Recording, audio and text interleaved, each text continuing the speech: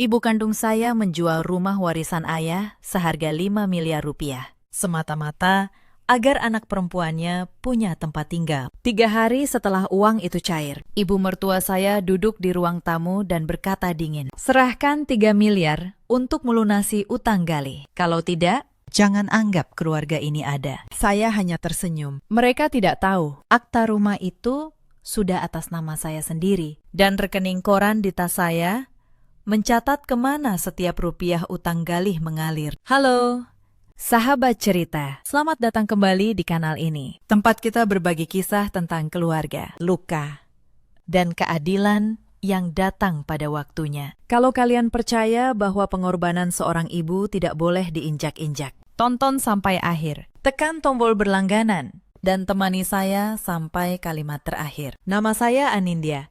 Usia saya 34 tahun. Saya bekerja sebagai akuntan senior di sebuah kantor konsultan pajak di kawasan Sudirman. Sudah 10 tahun saya berkecimpung dengan angka, neraca, dan rekening koran. Pekerjaan saya adalah membaca aliran uang, menemukan 1 rupiah yang hilang di antara ribuan transaksi. Saya tidak pernah menyangka keahlian itu suatu hari akan menyelamatkan harga diri saya sendiri. Saya tinggal di sebuah rumah 2 lantai di kawasan BSD City bersama suami saya, Reza, dan putri kami, Kayla, yang baru berusia 4 tahun. Reza bekerja sebagai kepala proyek di perusahaan konstruksi. Lelaki yang baik, pekerja keras, tetapi punya satu kelemahan besar. Ia tidak pernah berani melawan ibunya. Ibu mertua saya bernama Sulastri. Usianya 60 tahun. Seorang perempuan dengan rahang keras dan tatapan yang selalu menghitung. Di matanya, menantu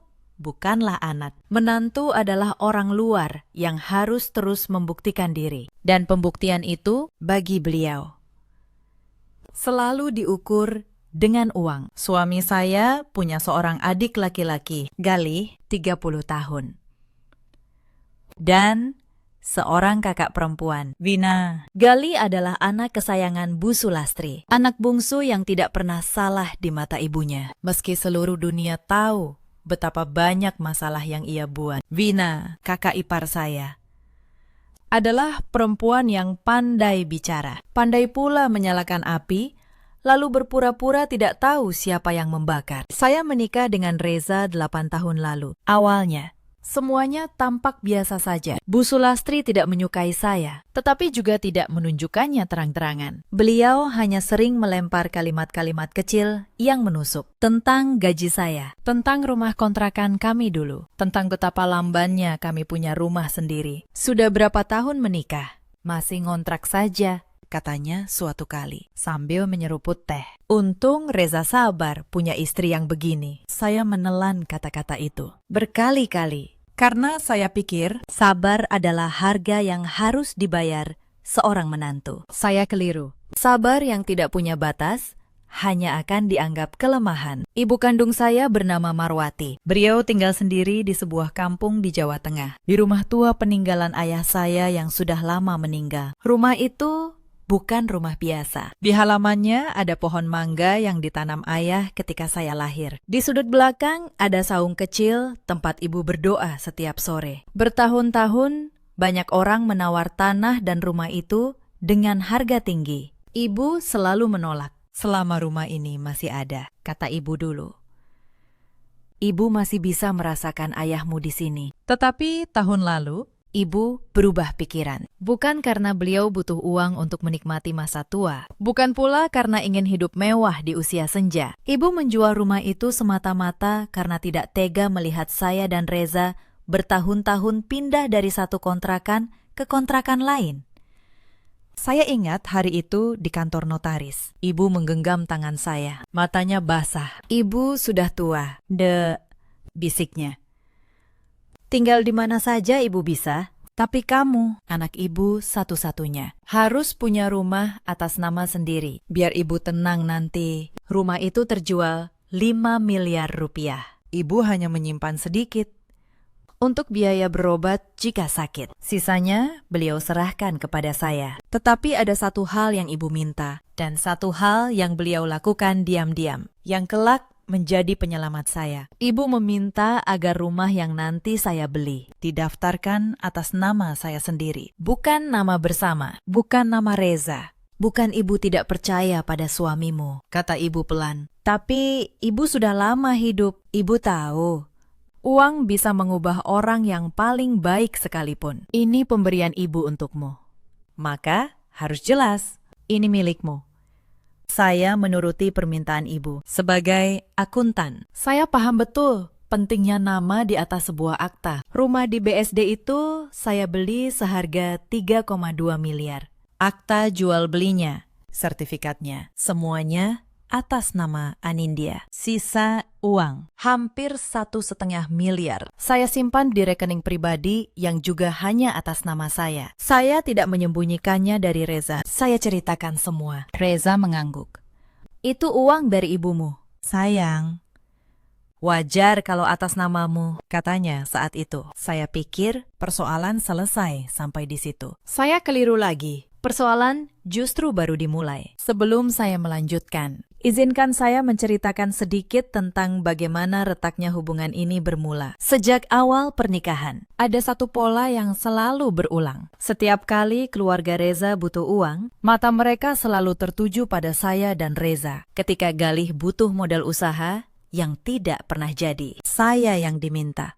Ketika Vina ingin merenovasi rumahnya, saya yang dianggap punya gaji besar. Setiap kali saya membantu, tidak pernah ada ucapan terima kasih. Yang ada hanyalah anggapan bahwa itu sudah menjadi kewajiban saya. Saya pernah mencoba menolak satu kali, bertahun-tahun lalu, ketika Galih meminjam uang dan tidak pernah mengembalikannya. Saat itu, Bu Sulastri datang ke kontrakan kami dan dengan wajah masam berkata, "Kalau kamu pelit pada keluarga suamimu, jangan harap rumah tanggamu berkah." Reza, seperti biasa, hanya diam.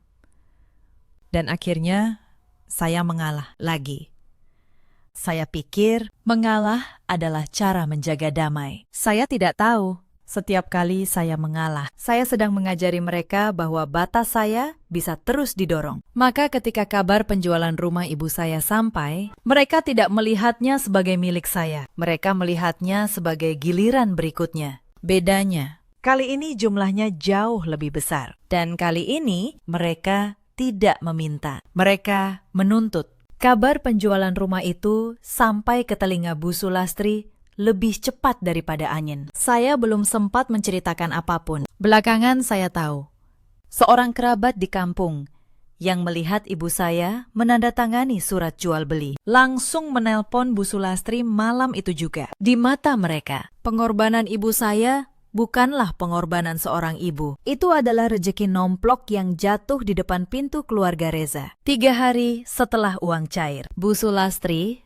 datang ke rumah BSD. Tidak sendiri, beliau membawa Galih dan Vina. Saya baru pulang kerja, masih mengenakan blazer kantor, ketika melihat mereka sudah duduk di ruang tamu saya. Bu Sulastri di kursi tengah, tangan bersedekap. Galih menunduk memainkan ponsel, tetapi sudut bibirnya sedikit terangkat, seolah menunggu sebuah pertunjukan. Vina berdiri di dekat jendela, tersenyum tipis. Reza berdiri kaku di samping ibunya. Wajahnya pucat.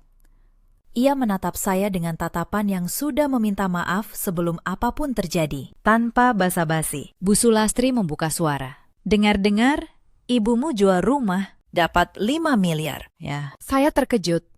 Saya belum pernah membahas ini dengan beliau. Saya hanya bertanya pelan. "Dari mana ibu tahu?" Beliau tertawa sinis. "Masalah sebesar ini kamu mau sembunyikan dari keluarga ini? Bagus.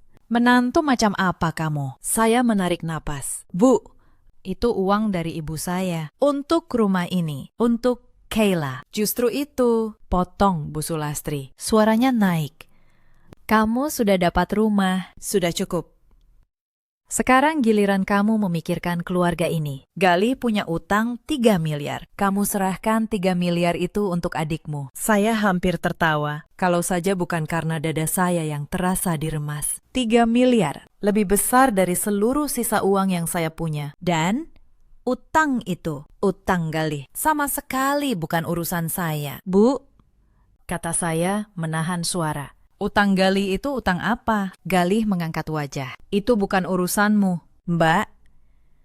Yang penting, ibu sudah memutuskan. Sebagai keluarga, kita harus saling bantu. Saya menatap Reza. Suami saya menunduk. Dayamite, diam yang lebih menyakitkan daripada kata-kata Galih. Malam itu mereka pulang tanpa membawa uang. Tetapi saya tahu, ini baru permulaan. Yang mereka tidak tahu. Malam itu saya mulai membuka laptop dan mencatat semuanya. Setiap kalimat, setiap tanggal. Sebab seorang akuntan tahu, masalah uang selalu meninggalkan jejak. 3 hari kemudian, Vina datang sendiri ke kantor saya. Ia membawa kotak kue, berlagak seperti kakak ipar yang penuh perhatian. Tetapi matanya berkeliling, menghitung ruangan saya, menghitung pakaian saya. Amin, katanya manis. Ibu cuma sedih. Galih itu adik bungsu, masih muda. Kalau utangnya tidak lunas, bisa bahaya. Orang-orang yang menagih itu kasar. Masa kamu tega lihat keluarga sendiri terancam? Mbak Vina, jawab saya tenang. Saya bahkan tidak tahu Galih berutang pada siapa, untuk apa. Vina tersenyum. Untuk apa kamu tahu detailnya? Yang penting, kamu punya uang sekarang. Kami tidak. Sederhana. Kan? Saya mengangguk pelan. Saya tidak membantah. Karena saya tahu, membantah pada orang yang sudah memutuskan untuk tidak mendengar, hanya membuang tenaga. Tetapi diam saya bukan tanda setuju. Diam saya adalah waktu yang saya beli untuk menyiapkan diri. Beberapa hari kemudian, taktik mereka berubah. Dari memaksa terang-terangan, mereka beralih ke cara yang lebih halus. Reza mulai membawa pesan dari ibunya setiap malam. Anin, ibu bilang, kamu tidak perlu memberi 3 miliar sekaligus. Cukup 300 juta dulu. Sebagai tanda iktikat baik. Sebagai uang muka untuk meredam penagih. Nanti sisanya pelan-pelan. Saya tahu permainan ini. Dalam dunia keuangan, ini disebut menempatkan kaki di pintu. Begitu saya menyerahkan 300 juta, pintu itu tidak akan pernah bisa saya tutup lagi. Akan ada permintaan berikutnya. Lalu berikutnya, sampai habis seluruh pemberian ibu saya. Saya menatap Reza dan berkata tegas, tidak ada uang muka, tidak ada cicilan. Utang Galih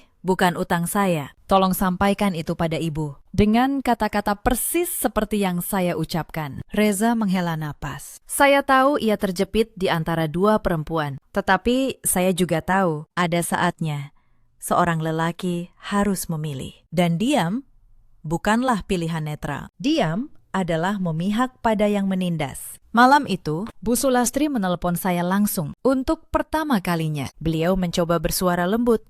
Anin, nak, katanya. Ibu tahu, kamu perempuan baik. Ibu cuma minta tolong.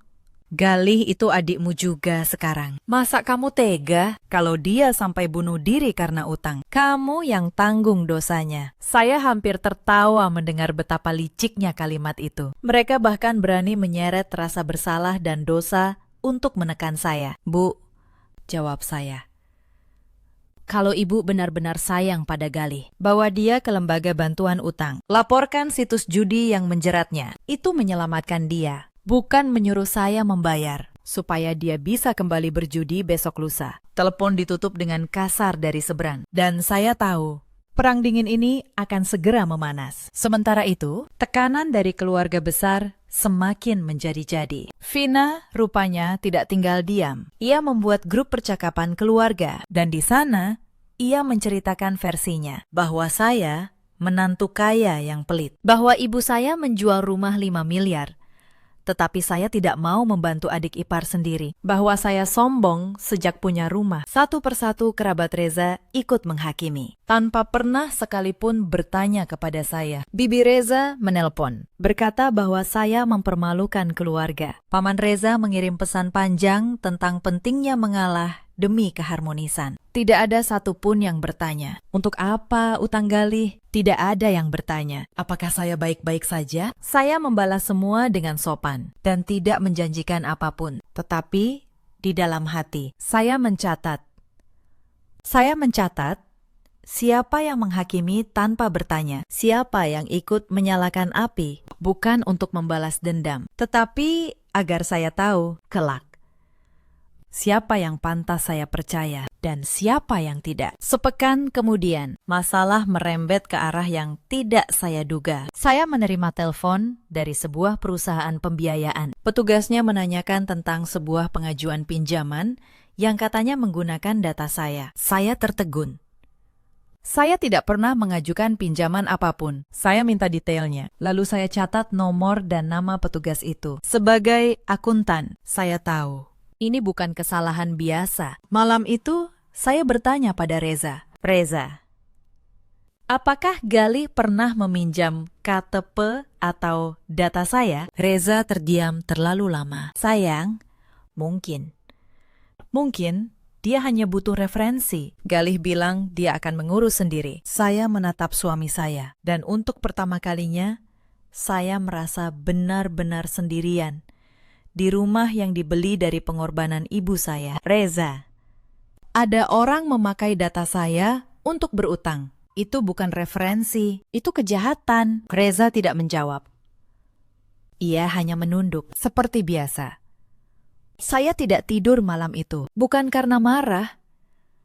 Marah itu mahal, dan saya memilih menyimpannya. Saya membuka laptop, masuk ke sistem yang bisa saya akses, dan mulai menelusuri. Sebagai akuntan pajak, saya tahu cara membaca jejak keuangan seseorang. Saya tahu kemana harus mencari. Dan apa yang saya temukan? Perlahan-lahan membuat saya mengerti betapa dalam lubang yang sedang mereka gali. Bukan untuk saya, untuk diri mereka sendiri. Keesokan paginya, sebelum saya sempat menyusun semuanya, Bu Sulastri kembali datang. Kali ini, lebih keras. Beliau langsung masuk ke dapur, tempat saya menyiapkan sarapan Kayla. Anin, sampai kapan kamu mau keras kepala? Suaranya menggema. Galih sudah dikejar-kejar penagih. Kemarin mereka datang ke rumah ibu, menggedor pintu.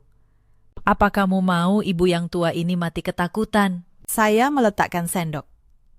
Bu, kalau penagih datang, lapor polisi. Itu cara yang benar, polisi. Bu Sulastri terbelalak. Kamu mau memenjarakan adik suamimu sendiri. Dasar menantu tidak punya hati. Pantas saja ibumu sampai harus jual rumah. Mungkin dari dulu keluargamu memang begitu.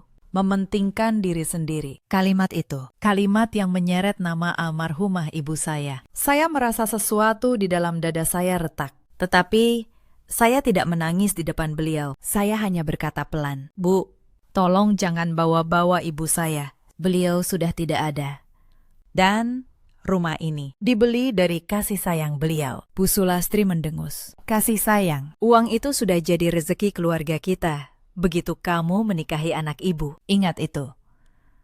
Beliau pergi. Saya berdiri di dapur.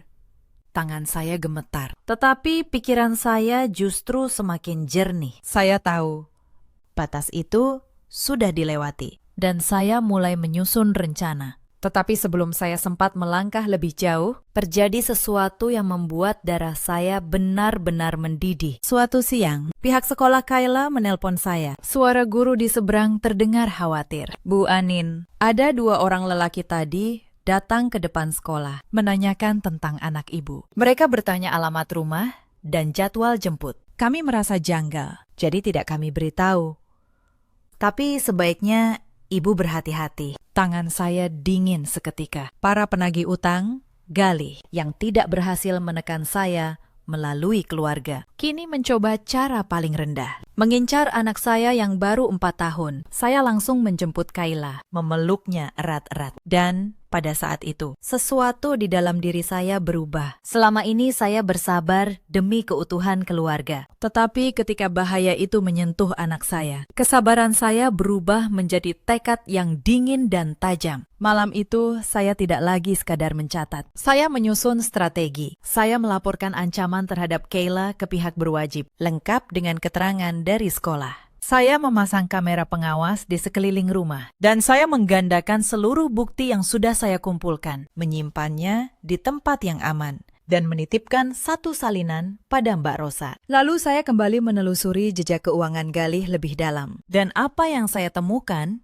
membuat saya tertegun. Gali tidak hanya memakai data saya. Ia juga pernah menggunakan nama ibunya sendiri, Bu Sulastri, untuk berutang pada rentenir. Ironisnya, perempuan yang begitu membela anak bungsunya itu, tanpa sadar, juga sudah menjadi korbannya. Gali telah menggadaikan nama setiap orang di sekitarnya demi memberi makan kecanduan judinya. Saya menyimpan temuan ini, bukan untuk segera saya gunakan, tetapi karena saya tahu suatu saat kebenaran ini akan meruntuhkan seluruh kebohongan yang mereka bangun. Hari-hari berikutnya berubah menjadi pengepungan. Vina menyebar cerita ke seluruh kerabat bahwa saya menantu pelit yang menimbun warisan, sementara adik iparnya terlilit utang. Telepon dari paman dan bibi Reza mulai masuk. Satu persatu menasihati saya agar mengalah demi keutuhan keluarga. Tidak ada satupun yang bertanya, dari mana asal uang itu?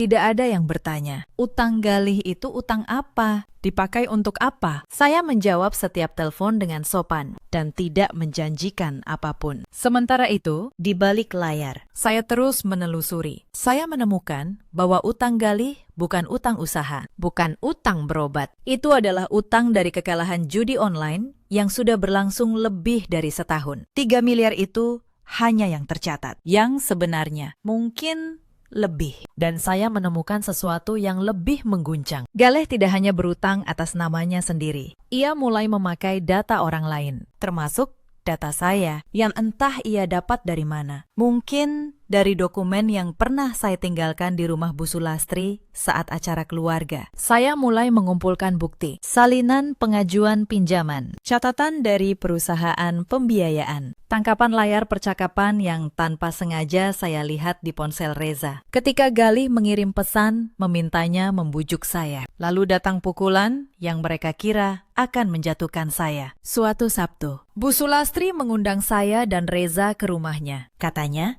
untuk membicarakan baik-baik. Saya datang. Begitu masuk, saya melihat di atas meja sudah tersedia map berisi dokumen. Sebuah surat kuasa. Vina mendorongnya ke arah saya. Anin, ini surat kuasa, kata Vina manis. Tanda tangani saja, isinya cuma memberi kuasa pada Reza untuk mengurus aset keluarga. Demi kepraktisan. Kalian kan suami istri. Saya membaca surat itu pelan-pelan. Kata demi kata. Sebagai orang yang setiap hari berurusan dengan dokumen, saya langsung paham. Itu bukan surat kuasa biasa, itu surat kuasa untuk menjual rumah BSD, rumah yang atas nama saya, dan mengalihkan hasilnya. Mereka ingin saya menyerahkan rumah ibu saya dengan tanda tangan saya sendiri. Saya mengangkat wajah. Saya menatap mereka satu persatu. Bu Sulastri yang menatap penuh kemenangan, Galih yang menyeringai, Vina yang tersenyum manis, dan Reza, suami saya, yang menunduk. Tidak berani menatap saya. Saya perlu waktu untuk membaca ini, kata saya tenang. Dokumen penting tidak ditandatangani terburu-buru. Tidak ada waktu lagi, bentak Bu Sulastri. Tanda tangani sekarang, atau kamu bukan bagian dari keluarga ini. Saya berdiri, saya rapikan blazer saya.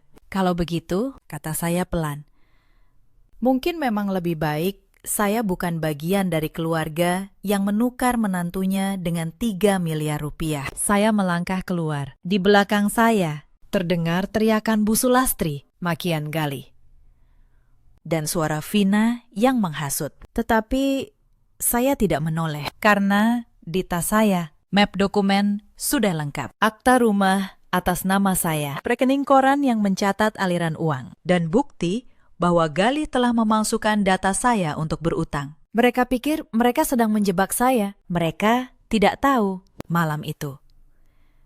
Mereka baru saja menandatangani kekalahan mereka sendiri. Tetapi mereka tidak menyerah semudah itu. Beberapa hari setelah saya menolak menandatangani surat kuasa, terjadi sesuatu yang membuat saya benar-benar mengerti sejauh apa mereka berani melangkah. Pagi itu saya berangkat kerja seperti biasa, menitipkan Kayla pada pengasuhnya. Sore harinya, ketika saya pulang, saya menemukan sebuah koper dan 2 kardus besar tergeletak di teras rumah saya sendiri. Saya membukanya. Isinya pakaian saya, dokumen-dokumen pribadi saya, bahkan beberapa mainan Kayla. Saya berdiri terpaku, Ternyata saat saya bekerja, Bu Sulastri datang membawa kunci cadangan yang dulu pernah saya titipkan pada Reza untuk keadaan darurat. Beliau masuk ke rumah saya, mengemasi barang-barang saya, dan menaruhnya di luar. Seolah saya hanya seorang penyewa yang menunggak. Seolah rumah ini, rumah yang dibeli dari pengorbanan ibu saya, adalah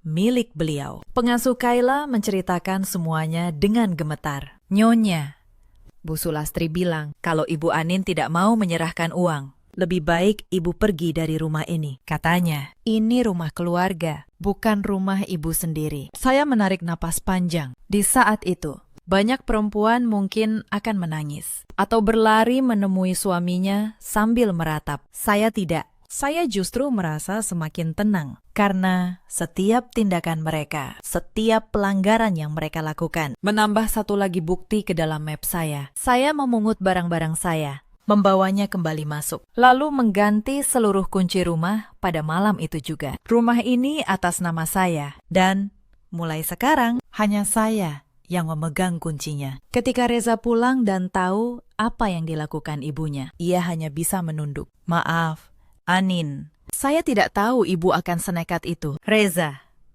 kata saya pelan.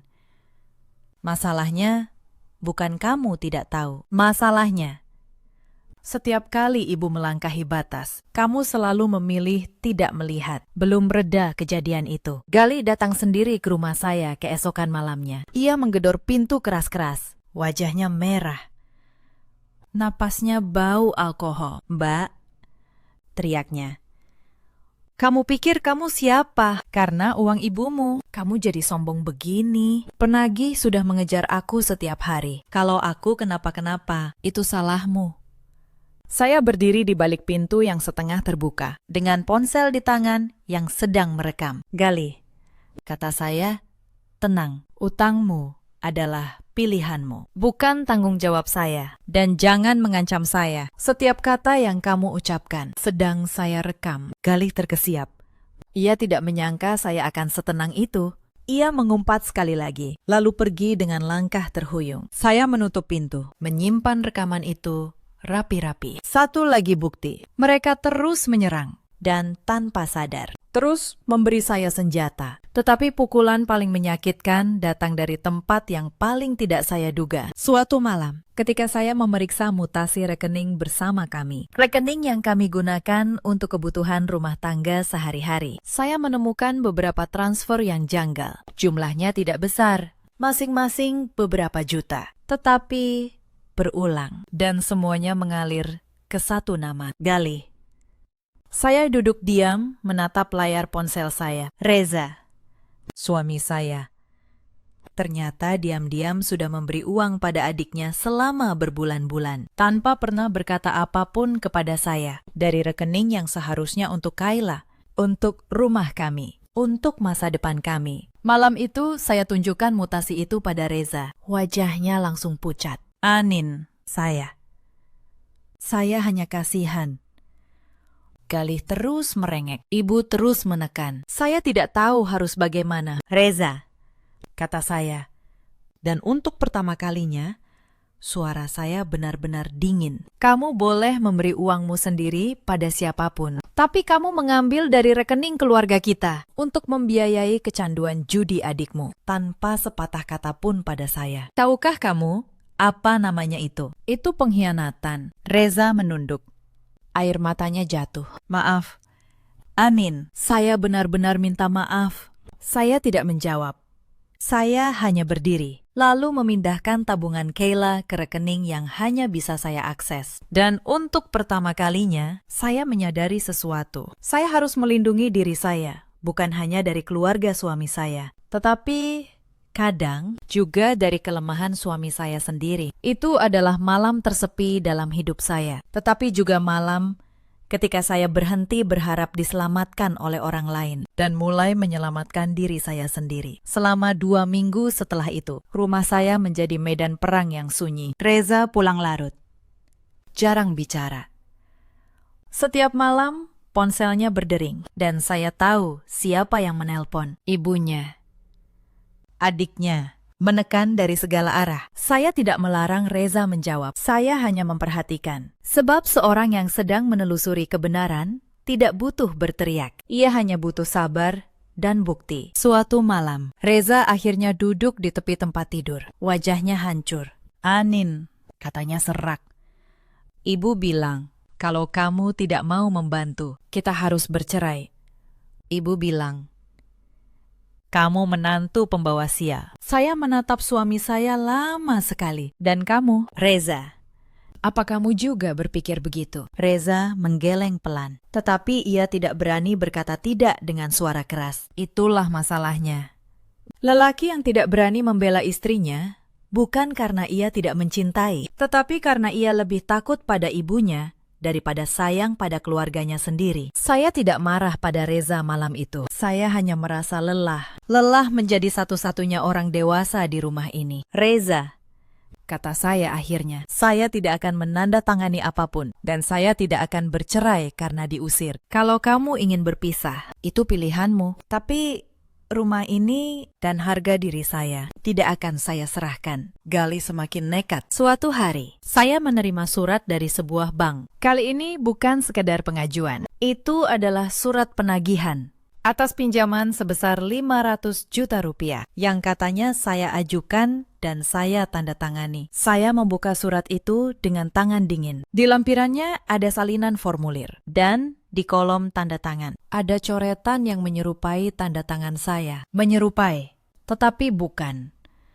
Saya kenal tanda tangan saya sendiri. Ini palsu. Saya tidak panik. Justru sebaliknya, di tangan saya kini ada bukti terkuat. Pemalsuan tanda tangan dan penggunaan identitas untuk berutang adalah tindak pidana. Saya membawa surat itu ke kantor, memindainya, menyimpan salinannya di beberapa tempat. Lalu saya menghubungi seorang teman lama, Mbak Rosa, seorang notaris yang sudah saya kenal sejak kuliah. Saya ceritakan semuanya. Mbak Rosa mendengarkan, lalu berkata tegas, "Anin, kamu duduk di atas bukti yang sangat kuat. Yang kamu butuhkan sekarang bukan membela diri, tapi memilih waktu yang tepat. Waktu yang tepat itu datang lebih cepat dari dugaan saya. Sebulan kemudian adalah hari peringatan kematian ayah saya. Saya berencana berziarah diam-diam. Tetapi Bu Sulastri, entah dari mana mendengar, justru mengubahnya menjadi kesempatan. Beliau mengundang seluruh keluarga besar Reza ke rumahnya dengan dalih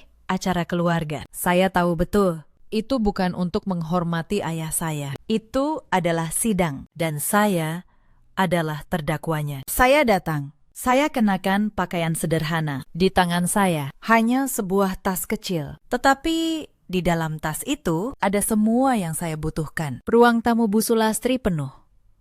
Paman, bibi, sepupu Reza, semuanya hadir. Begitu saya masuk, suasana berubah dingin. Tatapan menghakimi datang dari segala arah. Bu Sulastri duduk di kursi utama, seperti seorang hakim. Galih di sampingnya. Kali ini dengan wajah angkuh. Vina berdiri, siap menjadi jaksa. "Nah, sudah datang," kata Bu Sulastri lantang. "Saudara-saudara, hari ini kita kumpul untuk menyelesaikan masalah keluarga. Menantu saya ini," beliau menunjuk saya, "punya uang 5 miliar dari ibunya, tapi membiarkan adik suaminya dikejar utang. Tega, sombong, tidak tahu balas budi." Bisik-bisik memenuhi ruangan. Beberapa kerabat menggeleng-geleng menatap saya. Vina menambahkan, "Kami sudah berusaha baik-baik. Kami minta tolong sebagai keluarga, tapi dia menolak. Bahkan mengancam mau lapor polisi pada Galih." Saya berdiri tenang di tengah ruangan. Saya membiarkan mereka bicara sampai puas. Sebab saya tahu, semakin keras mereka menuduh, semakin dalam mereka menggali lubang sendiri. Ketika ruangan akhirnya hening, saya membuka suara. "Boleh saya bicara sekarang?" Bu Sulastri menyeringai. "Silakan. Mau membela diri dengan apa lagi kamu?" "Saya tidak akan membela diri," kata saya pelan. "Saya hanya akan membacakan angka, dan angka tidak pernah berbohong." Saya membuka tas. Saya keluarkan map pertama. "Ini," kata saya sambil mengangkatnya, "adalah akta jual beli dan sertifikat rumah di BSD. Atas nama saya, Anindya. Bukan nama bersama. Bukan nama Reza, ibu saya. sebelum meninggal. Secara sah memberikan uang itu kepada saya seorang. Maka, secara hukum, rumah itu 100% milik saya. Tidak ada 1 rupiah pun di dalamnya yang menjadi rejeki keluarga siapapun. Ruangan mulai gaduh. Bu Sulastri berdiri. Itu cuma kertas. Kamu istri anak saya. Semua milikmu juga milik keluarga ini. Secara hukum, tidak. Bu, jawab saya tegas. Dan saya akuntan. Saya tahu persis apa yang sah dan apa yang tidak. Saya keluarkan map kedua. Sekarang, mari kita bicara tentang utang Galih yang katanya harus saya bayar 3 miliar. Saya membuka lembaran rekening koran dan catatan yang sudah saya susun rapi. Utang Galih bukan utang usaha, bukan utang berobat. Ini saya tunjukkan deretan angka adalah catatan transaksi ke situs judi online. Selama 14 bulan, total kekalahannya bukan 3 miliar, lebih dari 4 miliar. Wajah Galih berubah pucat. Itu bohong. Angka tidak bohong. Galih, kata saya tanpa menoleh. Setiap transaksi punya tanggal dan jumlah. Mau saya bacakan satu persatu di depan semua orang di sini. Galih terdiam. Bu Sulastri menatap anak bungsunya. Untuk pertama kalinya dengan ragu. Para kerabat saling berpandangan. Cerita yang selama ini mereka percaya mulai retak di depan mata mereka. Tapi, yang paling penting, lanjut saya. Suara saya mengeras. Bukan kemana uang itu pergi, tetapi bagaimana Galih mencoba menyeret saya. Saya keluarkan map ketiga. Ini surat penagihan dari sebuah bank atas pinjaman 500 juta rupiah yang katanya diajukan dan ditandatangani oleh saya. Saya angkat tinggi-tinggi formulir itu dengan tanda tangan palsu di kolomnya. Masalahnya, kata saya tidak pernah mengajukan pinjaman ini dan tanda tangan ini. Jari saya menunjuk coretan itu, palsu. Saya punya contoh tanda tangan asli saya di puluhan dokumen resmi. Mudah dibuktikan di pengadilan. Memalsukan tanda tangan dan memakai identitas orang lain untuk berutang. Itu bukan urusan keluarga. Itu tindak pidana dengan ancaman penjara. Ruangan benar-benar senyap. Galih jatuh terduduk di kursinya. Vina, yang tadi penuh percaya diri, kini berdiri membeku. Mulutnya terkatup. Bu Sulastri menatap saya dengan wajah yang perlahan kehilangan seluruh keangkuhannya. Dan masih ada satu hal lagi, kata saya. Suara saya tetap tenang, tetapi dingin. Saya menatap langsung pada Bu Sulastri. Ibu, selama ini ibu membela Galih dengan seluruh hidup ibu. Ibu memaksa saya menyerahkan uang ibu kandung saya untuk menyelamatkannya. Tetapi tahukah ibu, anak kesayangan ibu ini juga sudah memakai nama ibu sendiri untuk berutang pada rentenir. Bu Sulastri terbelalak. Bohong, Galih tidak mungkin. Saya punya catatannya. Bu, potong saya. Galih menggadaikan nama setiap orang di dekatnya. Nama saya, nama ibu. Mungkin nama orang lain yang belum saya temukan. Bukan karena terpaksa, tetapi karena kecanduan judi yang tidak pernah ibu mau lihat. Selama ini ibu sibuk menyalahkan saya. Sementara orang yang benar-benar menghancurkan keluarga ini duduk di samping ibu. Dan ibu peluk erat-erat. Bu Sulastri menoleh perlahan pada Galih. Untuk pertama kalinya, tatapan seorang ibu pada anak bungsunya bukan lagi tatapan pembelaan, melainkan tatapan seseorang yang baru saja sadar telah ditipu oleh darah dagingnya sendiri. Dan yang paling tidak akan pernah saya maafkan. Lanjut saya.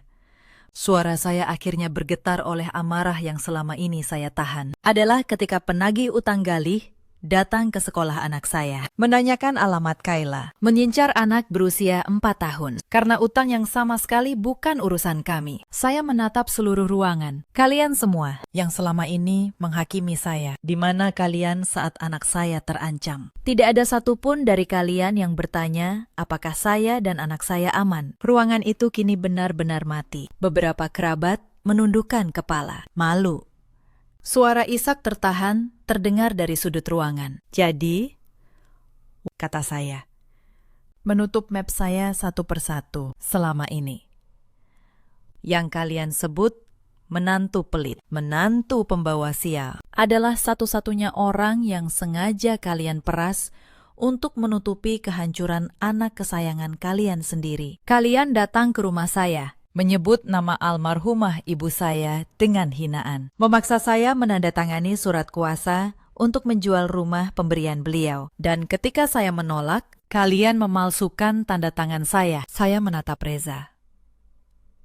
Suami saya menangis dalam diam. Kepalanya tertunduk dalam-dalam. Reza, kata saya, kamu suami saya. Selama berbulan-bulan, kamu memilih diam. Hari ini, saya beri kamu satu kesempatan terakhir. Berdiri di sisi yang benar, atau tetap duduk di sisi yang sebentar lagi runtuh. Untuk pertama kalinya dalam 8 tahun pernikahan kami, Reza berdiri. Ia berjalan menyeberangi ruangan. Ia berdiri di samping saya. Lalu ia menatap ibunya dengan suara yang gemetar tetapi jelas. Ibu, katanya, selama ini saya salah. Saya membiarkan ibu menyakiti istri saya demi menutupi kesalahan Galih. Hari ini cukup. Anindya benar.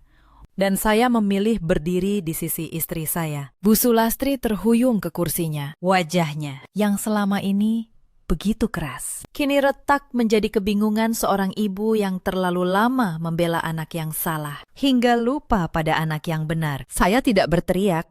Saya tidak menghina balik. Saya hanya berkata pelan kepada seluruh ruangan. Saya tidak datang untuk menghancurkan keluarga ini. Saya datang untuk meletakkan kebenaran di atas meja. Apa yang kalian lakukan dengan kebenaran itu, terserah kalian.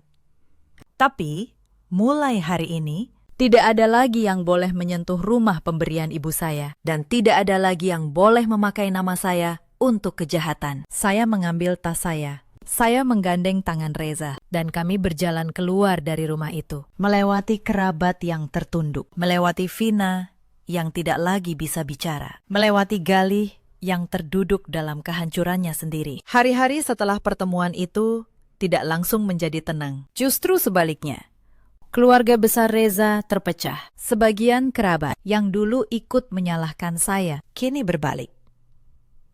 Mereka mulai bertanya-tanya, berapa banyak uang yang sudah mereka pinjamkan diam-diam pada Galih dengan janji manis yang tidak pernah ditepati. Telepon yang dulu menasihati saya agar mengalah, kini berubah menjadi telepon yang meminta maaf. Saya menerima setiap permintaan maaf dengan sopan, tetapi saya tidak lagi membuka pintu hati selebar dulu. Kepercayaan yang sudah diinjak tidak bisa kembali utuh hanya dengan kata maaf. Galih yang selama ini dilindungi oleh ibunya, akhirnya menghadapi kenyataan yang selama ini ia hindari. Para penagih utang tidak peduli pada air mata Bu Sulastri. Mereka datang, menuntut.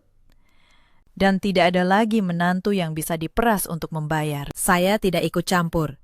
Saya hanya memastikan satu hal. Laporan resmi atas pemalsuan tanda tangan dan penggunaan identitas saya tetap saya proses. Bukan untuk balas dendam, tetapi karena kejahatan yang dibiarkan hanya akan terulang. Mbak Rosa membantu saya menyusun semuanya secara hukum. Pinjaman 500 juta yang diajukan dengan tanda tangan palsu itu dibatalkan. Setelah bukti pemalsuan, saya serahkan. Nama saya bersih kembali. Dan Galih, untuk pertama kalinya dalam hidupnya, harus berdiri sendiri menghadapi akibat dari pilihannya. Bu Sulastri sempat datang ke rumah BSD, memohon agar saya mencabut laporan. Beliau menangis di depan pintu, mengatakan bahwa Galih bisa masuk penjara. Saya menatap perempuan yang dulu begitu angkuh itu. Perempuan yang dulu berkata bahwa uang ibu saya adalah rezeki keluarganya. Perempuan yang menyeret nama almarhumah ibu saya dengan hinaan. Bu, kata saya pelan.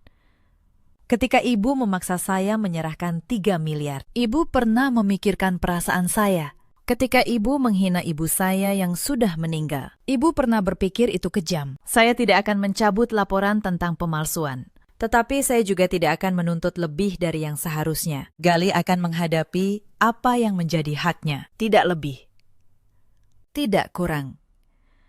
Itulah keadilan. Bu Sulastri pergi dengan langkah yang jauh lebih lambat daripada saat beliau dulu datang menuntut. Dan saya menutup pintu, bukan dengan amarah, tetapi dengan ketenangan, seseorang yang akhirnya berhenti memohon untuk dihargai dan mulai menghargai dirinya sendiri. Ada satu hal yang mungkin akan mengejutkan kalian. Beberapa minggu kemudian, saya tahu bahwa Bu Sulastri ternyata juga terjerat utang pada rentenir akibat ulah Galih yang memakai namanya. Rentenir itu mulai meneror beliau. Saya bisa saja diam, membiarkan perempuan yang menyakiti saya itu menanggung sendiri. Tetapi saya tidak melakukannya. Saya membantu beliau mengurus laporan terhadap rentenir itu secara hukum melalui Mbak Rosa. Bukan karena saya sudah lupa pada semua hinaan, tetapi karena saya tidak ingin menjadi seperti mereka. Saya tidak ingin kemenangan saya berubah menjadi kekejaman. Ketika saya menyerahkan dokumen yang membebaskan beliau dari jerat rentenir itu, Bu Sulastri menatap saya lama sekali. Bibirnya gemetar. "Kenapa kamu menolong ibu setelah semua yang ibu lakukan?" Tanyanya pelan. "Karena ibu saya mengajari saya untuk tidak membalas kejahatan dengan kejahatan, Bu," jawab saya. Beliau menjual rumah kenangannya bukan agar saya menjadi perempuan yang penuh dendam, tetapi agar saya bisa berdiri tegak tanpa kehilangan hati saya. Untuk pertama kalinya, Bu Sulastri menangis di depan saya. Bukan tangis untuk menekan, tetapi tangis seorang ibu mertua yang akhirnya melihat terlalu terlambat siapa sebenarnya menantu yang selama ini beliau injak. Vina, kakak ipar yang pandai menyalakan api, kehilangan panggungnya. Tidak ada lagi yang percaya pada ceritanya. Beberapa kerabat bahkan mulai menjauh darinya. Setelah tahu bahwa selama ini ia ikut menikmati pinjaman-pinjaman dari Galih. Orang yang terbiasa membakar, pada akhirnya akan terbakar oleh apinya sendiri. Reza berubah. Perlahan, tetapi nyata. Lelaki yang dulu tidak berani menatap saya, kini menjadi suami yang saya harapkan sejak awal. Ia mulai menemani saya menghadapi semua urusan. Ia meminta maaf, bukan sekali, tetapi setiap hari, melalui tindakan kecil. Ia yang dulu selalu lebih takut pada ibunya, kini belajar bahwa mencintai keluarga sendiri bukan berarti membiarkan mereka menghancurkan orang yang ia nikahi. Saya tidak langsung memaafkan semuanya, tetapi saya memberi ruang karena saya tahu perubahan yang tulus butuh waktu. Dan saya bukan orang yang menutup pintu pada orang yang sungguh-sungguh berubah. Beberapa bulan kemudian, hidup saya kembali tenang. Pagi-pagi saya mengantar Kayla ke sekolah. Siang saya bekerja dengan angka-angka yang saya cintai. Malam, kami makan bersama. Kadang, hanya ikan goreng, sayur asem, dan sambal terasi. Makanan sederhana yang dulu terasa kurang di mata keluarga Reza, kini terasa seperti kemewahan yang paling jujur. Karena tidak ada lagi tatapan menghitung di meja makan kami. Tidak ada lagi suara yang merendahkan. Suatu sore, saya membawa Kayla berziarah ke makam ibu saya di kampung. Saya berlutut di sana, di samping pusara perempuan yang menjual rumah kenangannya, hanya agar anaknya punya tempat berteduh. Saya berbisik pelan, "Bu, rumah yang ibu beri masih utuh atas nama saya, seperti yang ibu minta. Tidak ada yang berhasil mengambilnya." "Terima kasih, Bu. Bukan hanya untuk rumahnya, tetapi untuk satu nasihat yang menyelamatkan harga diri saya. Ibu benar, uang bisa mengubah orang, tetapi nama yang jelas di atas akta dan kebenaran yang tercatat dengan rapi tidak bisa dibantah oleh siapapun." Angin sore berhembus pelan. Pohon mangga yang dulu ditanam ayah saya bergoyang lembut. Dan untuk pertama kalinya sejak semua ini dimulai, saya menangis.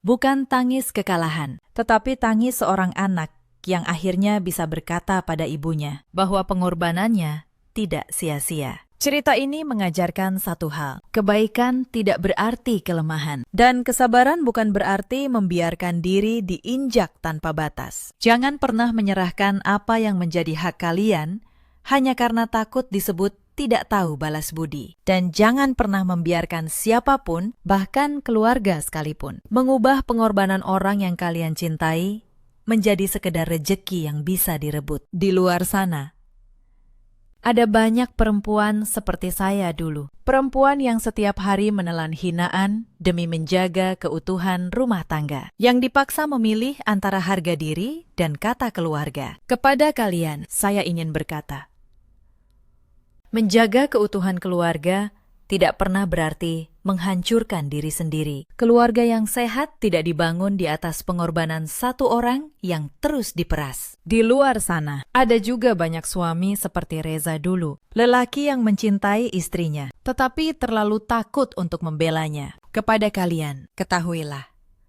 diam di saat istri kalian disakiti bukanlah bentuk berbakti pada orang tua. Itu hanya pengkhianatan yang dibungkus rapi dengan kata patuh. Dan ada pula para ibu mertua seperti Bu Sulastri, yang begitu sayang pada anak kandungnya hingga rela mengorbankan menantunya. Yang lupa bahwa menantu juga anak seseorang. Anak dari seorang ibu yang mungkin telah berkorban jauh lebih besar daripada yang bisa mereka bayangkan. Gali akhirnya menghadapi proses hukum atas pemalsuan yang ia lakukan dan menanggung sendiri seluruh utangnya. Bu Sulastri menghabiskan hari tuanya dengan penyesalan yang datang terlambat. Vina kehilangan kepercayaan semua orang. Dan saya bersama Reza dan Kayla membangun kembali rumah tangga kami di atas fondasi yang baru. Fondasi yang bernama kejujuran dan harga diri. Dalam hidup, kita selalu punya pilihan. Pilihan untuk terus diam dan diinjak, atau pilihan untuk berdiri tegak dengan kebenaran di tangan. Saya memilih yang kedua, dan saya tidak pernah menyesalinya. Terima kasih.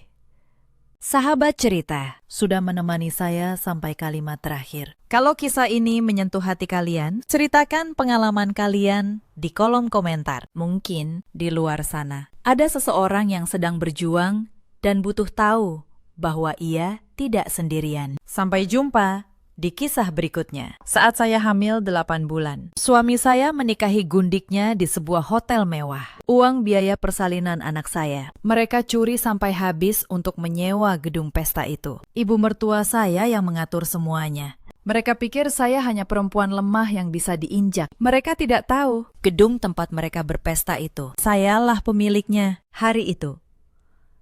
Di depan ratusan tamu, suami saya, ibu mertua saya, dan wanita itu jatuh pingsan bersamaan saat semua kebohongan mereka terbongkar. Halo sahabat, selamat datang kembali di channel ini. Sebelum cerita dimulai, tuliskan di kolom komentar Anda menyimak dari kota mana. Jangan lupa like dan subscribe agar channel ini terus berkembang. Sekarang, izinkan saya menceritakan semuanya dari awal. Nama saya Anjani, 31 tahun. Sehari-hari orang mengenal saya sebagai ibu rumah tangga biasa. Suami saya bernama Reza. Kami menikah sudah hampir 4 tahun. Tidak ada yang tahu siapa saya sebenarnya. Bahkan suami saya pun tidak. Saya memilih hidup sederhana. Saya memakai baju biasa. Saya naik kendaraan umum. Saya memasak sendiri setiap hari. Itu pilihan saya. Saya ingin tahu, apakah orang mencintai saya karena diri saya atau karena sesuatu yang lain? Sore itu saya duduk di tepi tempat tidur. Tangan saya mengusap perut yang sudah membesar. Usia kandungan saya masuk bulan ke-8. Sebentar lagi, malaikat kecil ini akan lahir ke dunia. Saya menggenggam ponsel. Saya ingin memastikan saldo di rekening tabungan pribadi saya. Uang itu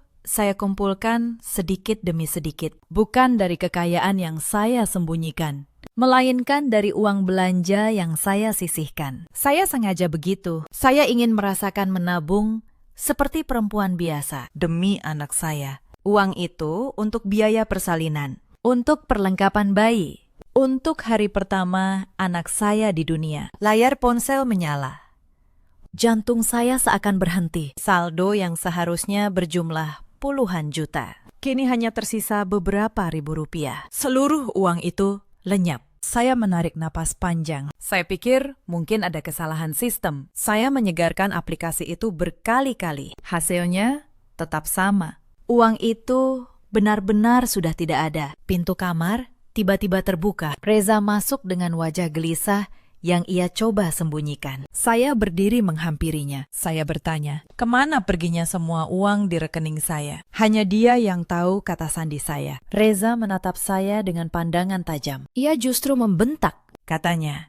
Saya tidak perlu mengurusi urusan laki-laki. Ia bilang uang itu dipakai untuk keperluan penting. Sebagai istri, saya harus mengerti bahwa suami punya kebutuhan yang tidak selalu bisa dijelaskan. Hati saya terpukul. Uang itu bukan miliknya. Itu simpanan saya untuk masa depan anak kami. Reza malah semakin marah. Ia menyuruh saya diam. Katanya, saya hanya perlu duduk di rumah dan menunggu waktu melahirkan. Tidak usah meributkan hal lain. Setelah itu, Reza mengganti pakaiannya. Ia pergi lagi, beralasan ada urusan pekerjaan. Saya terduduk di lantai. Dunia seolah runtuh menimpa saya saat merapikan pakaian kotor yang ia tinggalkan. Selembar kertas jatuh dari saku celananya. Saya memungutnya. Ternyata itu kwitansi pembayaran uang muka. Sewa ruang perjamuan agung di sebuah hotel mewah ternama. Nama pemesan tertera jelas, Reza. Namun, nama pasangannya bukan saya, melainkan seorang wanita bernama Vanessa. Dada saya sesak. Saya tidak percaya suami saya tega melakukan ini. Saat saya sedang mengandung besar, rasa penasaran dan amarah mulai membara. Saya memutuskan mencari tahu kebenarannya. Saya mengenakan hijab dan keluar diam-diam. Saya memesan kendaraan umum menuju alamat hotel yang tertera di kwitansi. Saya tahu betul hotel itu. Tapi suami saya tidak akan pernah menyangka mengapa. Sesampainya di sana, saya berjalan perlahan menuju lobi. Dari kejauhan, saya melihat sosok yang sangat saya kenal. Reza berdiri di sana, bersama seorang wanita berpenampilan mewah. Tidak jauh dari mereka, berdiri Bu Surti. Ibu mertua saya, Bu Surti, tampak sangat bahagia. Ia berkali-kali memeluk wanita itu dengan penuh sayang. Air mata saya jatuh tanpa bisa ditahan. Ibu mertua yang selama ini dingin dan kasar kepada saya, kini bersikap begitu manis kepada wanita lain. Saya memberanikan diri mendekat, namun tetap menjaga jarak. Saya bersembunyi di balik pilar besar. Dari sana, saya bisa mendengar percakapan mereka dengan jelas. Bu Surti berkata bahwa ia sudah lama menanti hari ini. Ia menyebut wanita itu, Vanessa, sebagai menantu idaman. Berasal dari keluarga terpandang dan kaya raya. Ia membandingkan Vanessa dengan saya, katanya. Saya hanya beban yang tidak punya apa-apa. Reza tertawa mendengar ucapan ibunya. Ia memuji kecantikan Vanessa, katanya. Ia sangat beruntung bisa segera menikahi wanita seperti itu. Dengan bangga, Reza bercerita, ia berhasil mengambil seluruh tabungan saya untuk membayar sewa hotel ini, agar pesta mereka tampak megah. Vanessa tersenyum sombong, katanya. Uang sebesar itu hanyalah uang kecil baginya. Tapi ia menghargai usaha Reza memberikan yang terbaik. Mendengar itu, hati saya hancur berkeping-keping. Namun perlahan, rasa sakit itu berubah menjadi kekuatan yang dingin. Saya menghapus air mata. Saya tidak akan membiarkan diri saya diinjak lebih jauh. Saya tahu mereka merencanakan pernikahan besok pagi di hotel ini. Mereka tidak tahu satu hal. Saya punya hubungan yang sangat kuat dengan gedung mewah ini. Saya berjalan meninggalkan lobi dengan langkah yang berbeda. Saya tidak lagi seperti perempuan hamil yang lemah dan tersakiti. Saya menuju sudut hotel yang lebih sepi. Saya mengeluarkan sebuah ponsel dari saku rahasia di dalam tas. Ponsel yang tidak pernah Reza ketahui keberadaannya. Saya menekan sebuah nomor. Beberapa saat kemudian, panggilan tersambung. Suara seorang pria menyapa dengan sangat hormat. Saya berbicara dengan suara tenang, namun penuh wibawa. Saya meminta dia menyiapkan pertemuan dengan seluruh jajaran pengelola utama hotel dalam 1 jam ke depan. Saya katakan, kali ini saya datang bukan sebagai tamu, melainkan sebagai pemilik tunggal dari seluruh jaringan hotel ini. Orang di seberang telepon terdengar sangat terkejut. Saya menutup teleponnya. Saya menatap pelataran hotel dengan tatapan yang tajam. Permainan mereka baru saja dimulai, dan saya akan memastikan mereka mendapat balasan yang jauh lebih menyakitkan dari apa yang saya rasakan hari ini. Saya melangkah menuju lift khusus yang hanya bisa diakses oleh pejabat tinggi perusahaan. Beberapa petugas keamanan sempat ingin menghentikan saya. Penampilan saya terlihat terlalu sederhana. Namun begitu, saya menunjukkan kartu identitas khusus milik saya. Mereka langsung membungkuk hormat. Wajah mereka pucat karena takut. Saya naik ke lantai paling atas, tempat kantor utama berada. Di sana sudah menunggu beberapa pria berpakaian rapi. Mereka adalah jajaran direksi dan manajer utama hotel. Mereka menyambut saya dengan sikap sangat hormat. Mereka bertanya, mengapa pemilik datang tiba-tiba tanpa pemberitahuan? Saya duduk di kursi utama. Ruangan itu sangat luas. Saya menatap mereka satu persatu. Saya menceritakan, akan ada pesta pernikahan besar di ruang perjamuan agung. Saya menanyakan detail pemesanan atas nama Reza dan Vanessa. Manajer hotel segera memeriksa data. Ia membenarkan, pesta itu sudah dibayar uang mukanya dan sedang dalam persiapan akhir. Lalu, saya memberikan instruksi yang membuat mereka semua terkejut. Saya minta seluruh dekorasi tetap dipasang seperti rencana. Namun saya ingin ada perubahan teknis pada sistem suara dan layar proyeksi raksasa di dalam ruangan. Saya juga meminta tim hukum perusahaan segera mengumpulkan seluruh data tentang latar belakang keluarga Vanessa. Saya punya firasat. Wanita itu tidak sekaya yang ia sombongkan di depan Reza dan ibu mertua saya. Saya ingin semua bukti siap sebelum acara dimulai. Setelah memberikan instruksi yang sangat rinci, saya kembali ke rumah. Saya harus bersikap seolah tidak terjadi apa-apa. Rencana saya harus berjalan sempurna. Sesampainya di rumah, saya melihat Reza sibuk memilih pakaian untuk besok. Bu Surti sibuk merapikan perhiasannya yang jumlahnya tidak seberapa. Mereka berdua bahkan tidak menoleh saat saya masuk. Saya masuk ke dapur. Saya menyiapkan makan malam seperti biasa. Saat makan malam, Bu Surti berkata dengan nada menyindir. Katanya, besok, ia dan Reza akan pergi keluar kota untuk urusan penting. Ia menyuruh saya tetap di rumah. Reza menimpali. Katanya, saya harus menjaga rumah karena banyak barang berharga yang baru ia beli. Saya hanya mengangguk pelan. Saya bilang, saya akan menuruti semua keinginan mereka. Reza dan Bu Surti tersenyum puas. Mereka pikir saya benar-benar tidak tahu apa-apa. Bu Surti lalu mulai membicarakan Vanessa di depan saya tanpa rasa malu. Katanya, ia sangat bahagia. Sebentar lagi, keluarga mereka akan menjadi kaya raya. Calon istri baru Reza adalah putri dari seorang pengusaha besar. Ia bahkan berani berkata, kehadiran anak dalam kandungan saya mungkin hanya akan menjadi beban. Saya tetap diam. Hati saya perih mendengar suami saya akan menikah lagi. Dan ibu mertua saya mendukungnya sepenuhnya. Malam itu, setelah Reza dan Bu Surti tertidur, saya kembali menghubungi asisten pribadi saya. Saya mendapat laporan awal tentang identitas Vanessa. Ternyata benar, Vanessa bukan orang kaya. Keluarganya terlilit utang di mana-mana. Mereka sedang dikejar banyak pihak. Vanessa mendekati Reza karena mengira Reza kaya dan bisa membayar semua utang keluarganya. Ironis sekali, Reza justru memakai uang curian dari saya hanya untuk memamerkan kekayaan palsu di depan Vanessa. Mereka berdua sebenarnya saling menipu satu sama lain. Saya tersenyum tipis mendengar laporan itu. Takdir sedang bekerja dengan cara yang luar biasa. Dua orang penipu akan bersatu dalam ikatan palsu yang dibiayai uang hasil curian dari perempuan yang mereka anggap lemah. Saya meminta asisten memastikan seluruh bukti penipuan Vanessa dicetak dalam jumlah banyak, siap dibagikan kepada para tamu undangan. Saya juga ingin ada petugas dari pihak berwajib bersiaga di lokasi untuk mengamankan situasi jika terjadi keributan. Keesokan paginya, suasana rumah terasa sibuk. Reza dan Bu Surti berdandan sangat rapi. Mereka terlihat bersemangat. Reza memakai pakaian terbaiknya. Bu Surti memakai perhiasannya dengan gaya sombong. Sebelum berangkat, Reza menghampiri saya. Ia memberikan sejumlah uang yang sangat sedikit. Katanya, itu untuk makan saya selama ia pergi. Saya menerima uang itu. Saya mencium tangannya. Untuk terakhir kalinya. Sebuah penghormatan terakhir. Sebelum saya menghancurkan hidupnya. Bu Surti berteriak dari depan pintu. Menyuruh Reza cepat.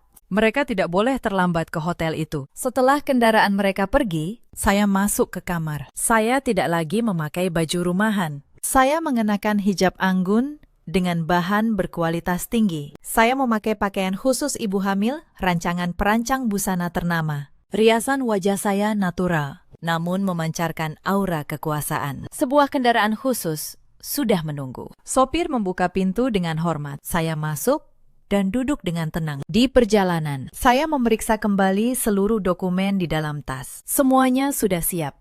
Saya merasa bayi dalam kandungan bergerak aktif, seolah memberi dukungan kepada ibunya. Saya mengelus perut saya. Saya berbisik, semua ini saya lakukan demi masa depan kami berdua. Sesampainya di hotel, Saya tidak masuk lewat pintu utama tamu. Saya masuk melalui pintu akses khusus. Saya langsung menuju ruang kontrol di samping ruang perjamuan. Dari sana, saya bisa melihat suasana di dalam ruangan melalui layar monitor. Reza dan Vanessa sudah berdiri di pelaminan yang indah. Bu Surti sibuk menyambut para tamu. Ruangan itu penuh dengan tamu yang kagum pada kemewahan dekorasi. Saya melihat jam di tangan saya. Acara akan dimulai beberapa menit lagi. Penghulu sudah duduk di mejanya. Reza tampak percaya diri saat menjabat tangan penghulu. Saya memejamkan mata sejenak. Saya berdoa agar semuanya berjalan lancar. Lalu saya memberi perintah kepada operator sistem untuk bersiap mengambil alih kendali. Saya juga meminta pintu utama dikunci dari luar setelah saya masuk, agar tidak ada yang bisa melarikan diri dari kenyataan. Reza mulai mengucapkan kata pembuka prosesi akad. Suaranya lantang memenuhi ruangan. Namun tepat saat ia akan mengucapkan janji suci, saya melangkah keluar dari ruang kontrol. Saya berjalan menuju pintu besar di belakang ruangan. Saya meminta petugas keamanan membukanya. Cahaya dari luar masuk ke ruangan yang sedikit redup itu. Seluruh mata tamu undangan beralih ke arah pintu. Di sana berdiri saya, seorang perempuan berhijab yang sedang hamil besar, dengan aura yang membuat semua orang terdiam. Saya berjalan perlahan di antara deretan kursi. Langkah kaki saya terdengar berwibawa di tengah kesunyian yang tiba-tiba melanda. Reza yang melihat saya langsung terbelalak. Tangannya gemetar, wajahnya berubah pucat. Bu Surti yang berada di pinggir pelaminan hampir terjatuh. Ia tidak menyangka menantu yang ia anggap miskin dan bodoh bisa berada di sini dengan penampilan seperti ini. Vanessa tampak bingung dan mulai gelisah. Ia merasakan tatapan tajam saya yang tertuju langsung ke arahnya. Saya berhenti di depan pelaminan. Saya menatap Reza dengan pandangan penuh kekecewaan, namun tanpa air mata. Saya beralih menatap Bu Surti yang berusaha menahan amarahnya. Saya berkata dengan suara cukup keras agar semua orang mendengar. Saya bilang, saya datang bukan untuk merusak kebahagiaan mereka, melainkan untuk memberikan hadiah pernikahan yang sangat spesial bagi pasangan baru ini. Suasana menjadi tegang. Semua orang merasa ada badai besar yang akan datang. Reza menelan ludah. Keringat dingin membasahi dahinya. Ia melepaskan genggaman tangannya dari Vanessa. Ia meraih pengeras suara dari pembawa acara. Ia berteriak,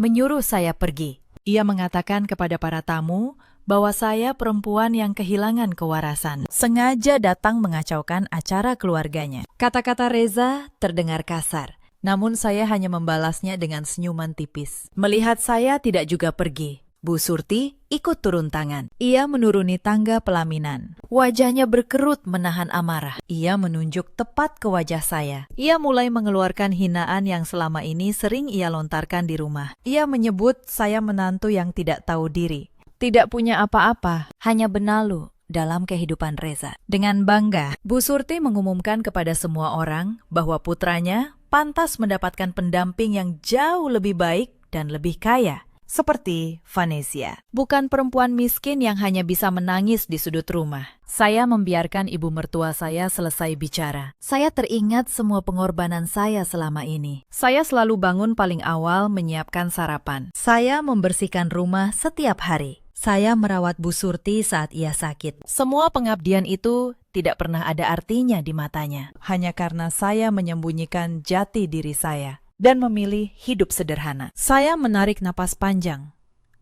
Saya bertanya kepada Bu Surti dengan suara yang tenang, apakah harta adalah satu-satunya hal yang membuat manusia dihargai dalam keluarga? Pertanyaan itu membuat Bu Surti tertawa. Ia menjawab lantang, tentu saja kekayaan adalah segalanya. Dengan kekayaan Vanessa, keluarganya akan hidup terhormat. Vanessa di atas pelaminan tersenyum angkuh. Ia merasa menang karena dibela mati-matian. Ia menatap saya dari atas ke bawah, seolah menilai penampilan saya. Kesombongan membuatnya buta. Ia menganggap saya hanya perempuan malang yang mencari perhatian. Saya mengalihkan pandangan kepada Reza. Saya bertanya dengan suara yang menyayat hati tentang keberadaan uang persalinan yang saya kumpulkan susah payah. Bagaimana bisa seorang pria yang bergelar suami dan calon ayah tega mencuri hak anaknya sendiri demi pesta kemewahan bersama wanita lain? Kata-kata saya membuat para tamu mulai berbisik. Mereka yang tadinya mengira saya bersalah, kini mulai ragu. Bisik-bisik itu terdengar tidak nyaman di telinga Reza. Beberapa tamu mulai mengeluarkan ponsel untuk merekam. Reza semakin panik. Ia menyangkal semua tuduhan. Ia berteriak, menuduh saya mengarang cerita bohong. Ia menegaskan, pesta ini dibiayai uang pribadinya dan sebagian dibantu keluarga Vanessa yang katanya kaya raya. Ia bersumpah di depan semua orang. Ia tidak pernah menyentuh 1 rupiah pun uang saya. Kebohongan itu justru membuat saya bersyukur. Saya sudah menyiapkan segalanya. Saya tahu Reza tidak akan pernah mengakui kesalahannya tanpa bukti. Saya mengangkat tangan kanan perlahan. Saya memberi isyarat kepada petugas pengendali ruangan yang sejak tadi menunggu perintah saya. Dalam hitungan detik, lampu utama meredup. Layar raksasa di belakang pelaminan tiba-tiba menyala. Semua orang terkejut. Semua mata terpusat pada layar. Gambar yang muncul bukanlah tayangan kisah cinta Reza dan Vanessa, melainkan rekaman kamera pengawas dari sebuah mesin tunai. Dalam rekaman itu terlihat jelas Reza mendatangi mesin anjungan tunai mandiri dan memindahkan seluruh saldo rekening pribadi saya. Tidak hanya itu, layar kemudian menampilkan deretan bukti mutasi rekening. Diperbesar agar semua tamu bisa membaca. Angka-angka itu menunjukkan aliran dana yang berpindah. Tepat pada hari saya kehilangan uang. Belum berhenti di situ. Sistem pengeras suara tiba-tiba memutar sebuah rekaman percakapan yang sangat jernih. Itu rekaman Reza dan Vanessa di sebuah tempat makan. Sehari sebelumnya, suara Reza terdengar jelas saat ia membanggakan keberhasilannya mengambil uang istrinya untuk membayar sewa gedung ini. Suara tawa Vanessa yang meremehkan saya pun menggema ke seluruh ruangan. Kehancuran mulai menyelimuti pelaminan. Fakta itu meruntuhkan semua kebohongan yang baru saja Reza ucapkan. Para tamu memandang Reza dan Vanessa dengan tatapan jijik. Reza berdiri terpaku. Mulutnya terbuka, namun suaranya tertahan di tenggorokan. Kakinya lemas. Ia sadar rahasia busuknya telah terbongkar di depan ratusan tamu. Panggung sandiwara yang ia bangun kini hancur berkeping-keping. Bu Surti memegang kepalanya. Ia tidak percaya dengan apa yang ia lihat. Meski bukti sudah jelas, kesombongannya menolak menerima kekalahan. Ia berteriak menyalahkan saya karena dianggap mempermalukan keluarga sendiri. Ia bahkan berdalih, sudah kewajiban istri menyerahkan seluruh hartanya kepada suami. Jadi tindakan Reza bukan pencurian. Alasan tidak masuk akal itu membuat para tamu semakin muak. Mereka tidak menyangka ada ibu yang membenarkan putranya mencuri uang persalinan dari istri yang sedang hamil. Saya tetap berdiri tegak. Saya tidak perlu marah lagi. Kebenaran sudah bicara dengan sendirinya. Namun saya belum selesai. Hukuman untuk suami saya baru saja dimulai. Dan kini giliran wanita di sampingnya untuk merasakan pahitnya kenyataan. Suara bisikan para tamu berubah menjadi cibiran. Banyak yang beranjak dari kursi, hendak meninggalkan ruangan. Mereka muak menghadiri pesta yang didanai uang hasil curian. Namun, sebelum ada yang keluar, saya kembali bicara melalui pengeras suara kecil yang saya bawa. Saya meminta mereka tetap di tempat. Pertunjukan utama belum selesai. Saya menatap tajam ke arah Vanessa. Ia mulai menyembunyikan wajahnya di balik tubuh Reza. Keringat dingin membanjiri punggungnya. Tangannya gemetar mencengkeram lengan baju pengantin pria. Saya berjalan perlahan di pelaminan. Saya menoleh ke arah Bu Surti yang masih membela menantu barunya. Saya bertanya, apa yang membuatnya begitu yakin pada Vanessa? Bu Surti menjawab dengan suara tinggi penuh kebanggaan. Ia bersikeras, apapun kesalahan Reza, semua sepadan karena Vanessa akan membawa kekayaan berlimpah. Bu Surti dengan percaya diri mengatakan, Vanessa adalah putri tunggal pengusaha besar yang punya banyak perusahaan. Ia bahkan menyebut janji Vanessa akan membelikannya rumah mewah dan kendaraan pribadi setelah pernikahan. Bu Surti menantang saya, katanya. Uang persalinan yang saya ributkan akan diganti berkali lipat oleh keluarga Vanessa. Saya tertawa kecil mendengarnya, tawa yang dingin. Saya menoleh ke arah kepala petugas keamanan yang sejak tadi bersiaga. Saya memberi isyarat anggukan. Pria bertubuh tegap itu maju membawa sebuah kotak berisi tumpukan map. Petugas itu mulai membagikan map kepada para tamu di barisan depan. Ia juga meletakkan satu map tepat di atas meja akad, di depan Reza dan Vanessa. Saya mempersilakan Reza dan Bu Surti membuka map itu dan membaca isinya. Reza dengan tangan bergetar meraih map tersebut. Matanya bergerak, membaca baris demi baris. Semakin jauh ia membaca, wajahnya semakin pucat, matanya terbelalak. Map itu berisi laporan keuangan resmi, surat peringatan dari berbagai penagih utang, serta salinan putusan pengadilan tentang kebangkrutan perusahaan keluarga Vanessa. Di halaman terakhir, ada surat daftar pencarian orang atas nama ayah Vanessa terkait kasus penipuan berskala besar. Reza menjatuhkan map itu ke lantai. Tubuhnya seolah kehilangan tenaga. Bu Surti yang penasaran memungut kertas yang berserakan. Ia meminta salah satu kerabatnya membacakan, karena ia kesulitan membaca tulisan kecil. Ketika kerabat itu membacakan fakta bahwa keluarga Vanessa menanggung utang fantastis, dan Vanessa sendiri dikejar para penagih, Bu Surti menjerit histeris. Bayangan rumah mewah dan kendaraan baru hancur, digantikan bayangan tumpukan utang yang bisa menyeret keluarganya. Vanessa menangis dan berteriak, katanya, dokumen itu palsu, sengaja dibuat saya untuk menghancurkan pernikahannya. Ia memohon kepada Reza untuk mempercayainya. Ia berusaha memeluk Reza mencari perlindungan, namun Reza menepis tangannya dengan kasar, hingga ia terdorong ke belakang. Amarah menguasai Reza. Ia sadar, ia telah membuang istri sahnya yang sedang hamil, mencuri uang persalinannya, hanya demi menikahi seorang penipu. Penyesalan mulai merayap, namun amarahnya lebih mendominasi. Ia menunjuk wajah Vanessa dan memaki wanita itu di depan semua orang. Vanessa tidak terima. Ia balik menyerang. Katanya, Reza juga sama saja. Laki-laki tidak berguna yang berlagak kaya, padahal memakai uang istrinya. Keduanya saling membongkar aib tanpa rasa malu. Bu Surti yang melihat pertengkaran itu ikut campur. Ia menarik pakaian Vanessa, mencoba memukul wanita yang beberapa menit lalu sangat ia puja. Pemandangan di atas pelaminan itu sangat memalukan. Keluarga yang tadi berdiri penuh kesombongan, kini saling menghancurkan. Para tamu tidak ada yang berniat melerai. Mereka justru memperhatikan sambil menggelengkan kepala. Beberapa tertawa sinis. Pesta megah yang seharusnya penuh doa, kini berubah menjadi arena pertengkaran penuh makian. Saya hanya berdiri menyaksikan. Hati saya tidak lagi merasakan empati untuk mereka. Semua rasa cinta dan hormat saya telah mati, bersamaan dengan hilangnya uang persalinan yang saya kumpulkan dengan keringat dan air mata. Ketika pertengkaran mulai mereda karena mereka kehabisan tenaga, saya melangkah maju. Satu langkah lagi. Reza menatap saya dengan pandangan memohon. Ia mencoba mendekat. Ia berkata dengan suara parau bahwa ia ditipu dan meminta saya memaafkannya. Ia merajuk akan kembali menjadi suami yang baik. Namun langkah Reza dihentikan oleh barisan petugas keamanan yang tiba-tiba membentuk pagar betis untuk melindungi saya. Reza kebingungan.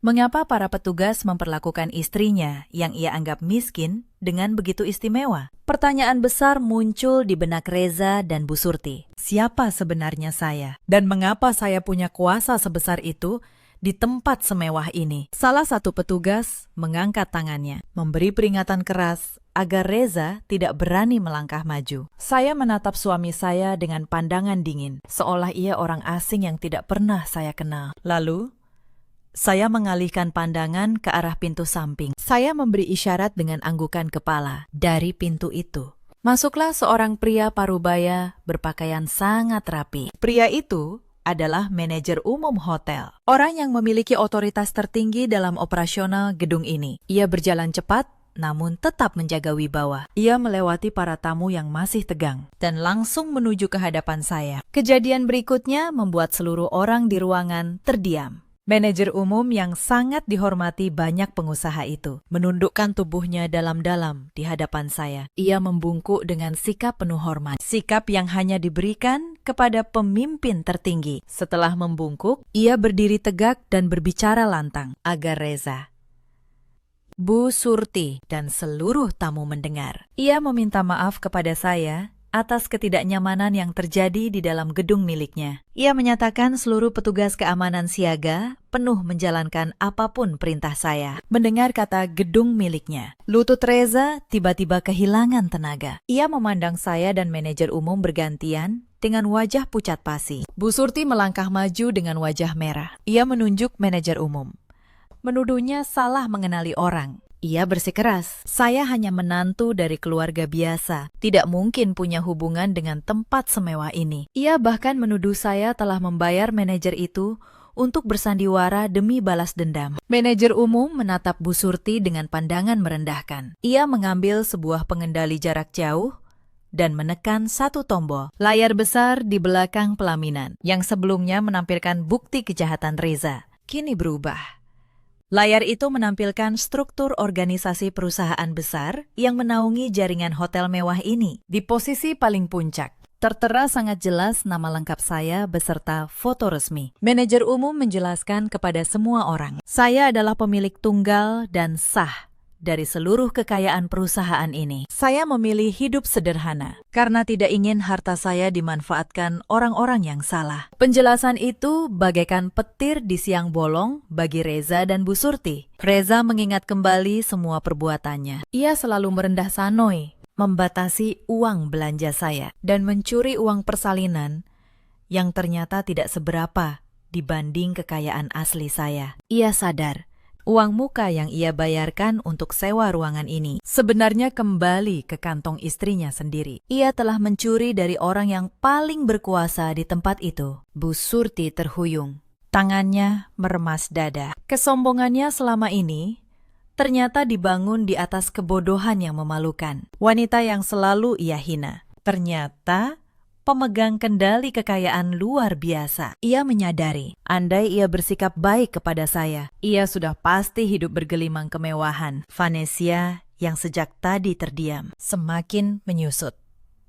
Ia yang berniat mencari pria kaya untuk melunasi utang, justru terjebak dalam masalah jauh lebih besar. Ia telah menyinggung seorang perempuan berkuasa yang bisa dengan mudah menghancurkan sisa hidupnya. Saya menatap ketiga orang yang telah menghancurkan kepercayaan saya itu. Saya bersuara dengan nada tenang, namun terdengar menakutkan di tengah kesunyian. Saya bilang, selama ini saya selalu bersabar, memberi kesempatan kepada Reza untuk menjadi suami yang baik. Namun pengkhianatannya yang tega mencuri uang untuk calon bayinya adalah batas akhir dari segalanya. Mulai detik ini, mereka tidak akan pernah lagi merasakan kedamaian. Kata-kata itu menjadi pukulan mental terakhir. Tekanan jiwa yang bertubi-tubi, rasa malu yang tak tertahankan, ditambah hancurnya semua rencana busuk mereka, membuat pertahanan fisik mereka runtuh. Reza kehilangan keseimbangan dan jatuh terjerembab ke lantai. Hampir bersamaan, Bu Surti kehilangan kesadaran dan ambruk di samping putranya. Vanesia yang tidak kuat menahan rasa takut pun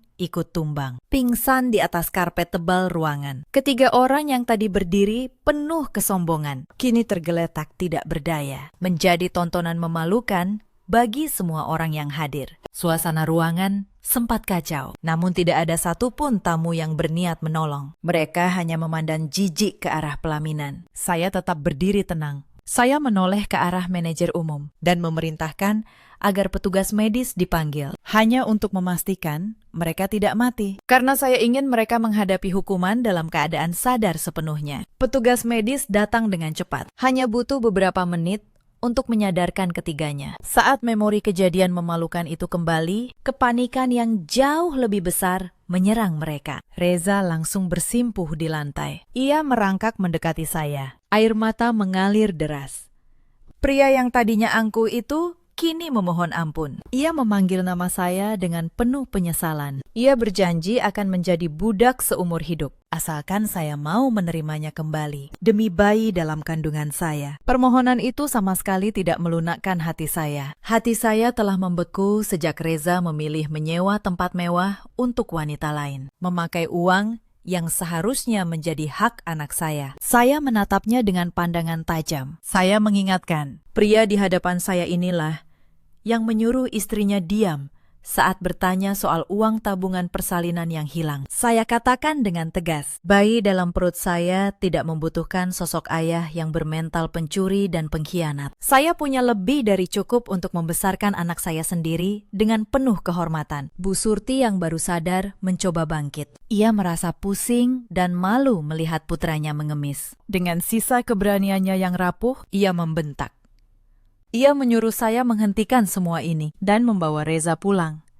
Ia masih merasa punya hak atas saya sebagai ibu mertua, katanya. Masalah rumah tangga harus diselesaikan di rumah, bukan dipertontonkan. Mendengar tuntutan itu, saya tersenyum.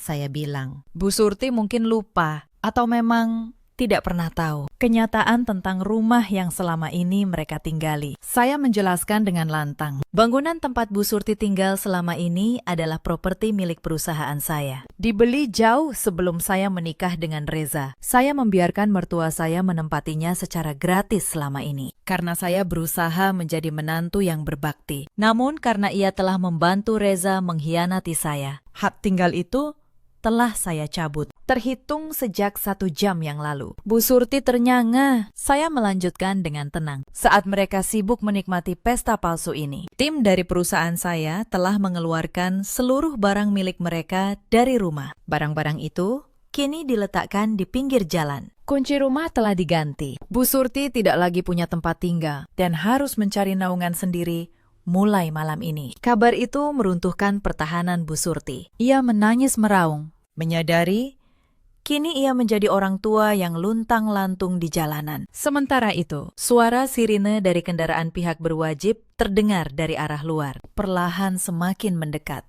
Saya memang telah menghubungi pihak kepolisian sebelumnya. Beberapa petugas berseragam lengkap melangkah masuk membawa surat perintah penangkapan. Petugas menghampiri Vanessa yang meringkuk ketakutan di sudut. Mereka membacakan tuduhan penipuan utang piutang yang telah lama menjadikannya daftar pencarian orang. Vanessa diseret paksa. Tangisannya bergema meminta tolong. Namun, tidak ada yang peduli. Petugas lain mendekati Reza. Atas laporan resmi saya, Reza ditahan dengan tuduhan penggelapan uang persalinan dan penipuan. Tangannya diborgol di depan semua tamu. Ia berteriak memanggil nama saya, berjanji akan mengembalikan semua uang itu. Namun petugas menariknya keluar, menuju mobil patroli. Reza diseret melewati karpet merah yang seharusnya menjadi tempat kebahagiaannya. Kini berubah menjadi jalan menuju sel tahanan yang dingin. Saya berdiri tegak menyaksikan semuanya tanpa berkedip. Para tamu mulai membubarkan diri dalam keheningan. Masih dipenuhi rasa tidak percaya. Setelah ruangan mulai kosong, saya membalikkan badan. Dikawal ketat, manajer umum dan barisan petugas keamanan. Saya melangkah pergi dengan kepala tegak, meninggalkan sisa kehancuran orang-orang yang telah meremehkan saya. Saya telah mengambil kembali mahkota saya. Beberapa hari kemudian, kehidupan saya kembali berjalan cepat. Saya tidak membuang waktu sedikit pun untuk menutup lembaran masa lalu.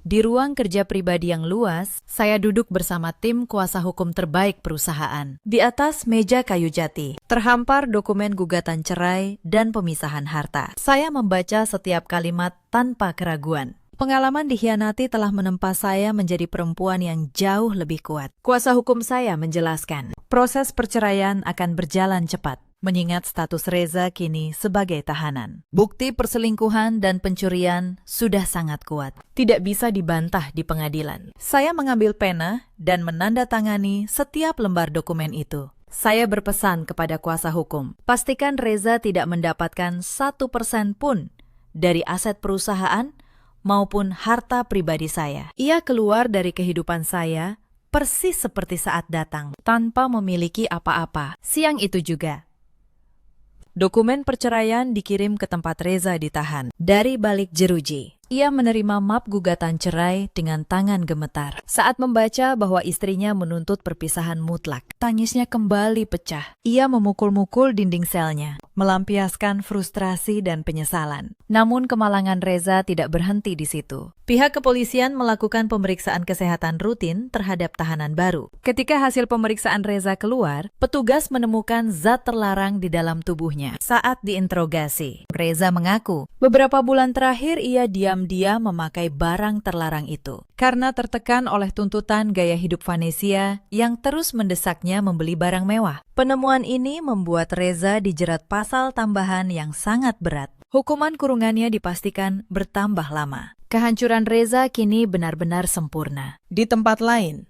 Saya merasakan nyeri yang teramat sangat di bagian perut. Usia kandungan saya memang sudah masuk waktunya. Asisten pribadi dan beberapa pengawal segera membawa saya menuju rumah sakit paling elit milik jaringan perusahaan saya. Sesampainya di sana, saya disambut dokter spesialis kandungan terbaik beserta tim medis yang telah disiapkan jauh hari. Saya ditempatkan di ruang perawatan paling mewah. Proses persalinan memakan waktu beberapa jam penuh perjuangan.